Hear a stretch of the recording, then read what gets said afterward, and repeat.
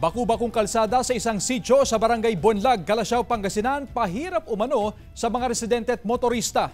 Sundan sa ulat ni Jeric Pasilyao. Simentado ngunit mabato at baku-bakong kalsada. Ganito ang araw-araw na dinaraan ng kalbaryo ng mga residente at motorista sa Sitio Bingco, Barangay Bonlag, Calasiao, Pangasinan. Ang sitwasyon, matagal na raw nilang iniinda dahil imbis na mapabilis ang kanilang biyahe, perwisyo pa raw ang dulot sa kanila. Bukod sa abala, madalas daw mabutasan ng gulong ang ilan sa mga motorista. Nahihirapan yung mga rayos, mga gulong-gulong eh. Madalas kami nagpapalit ng rayos. Napakahirap talaga ito.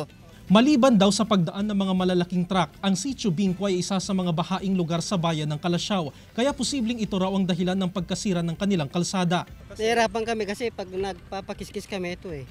Kaya pag sana maganda kung magawa. Panawagan ng ilan na sana agad masolusyonan ang problema sa kanilang kalsada. Matagal na po ito, boss. Sana po, boss, magawa na po ito para naman nakaginhawa na rin po kami dito parating dumadaan.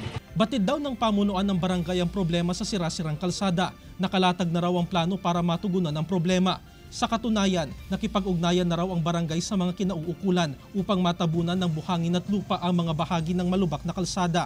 Nag-request na rin ako ng 2 dump truck na mix. So, hinihintay ko lang yung delivery para matabunan at maayos yung konting sira ng daan.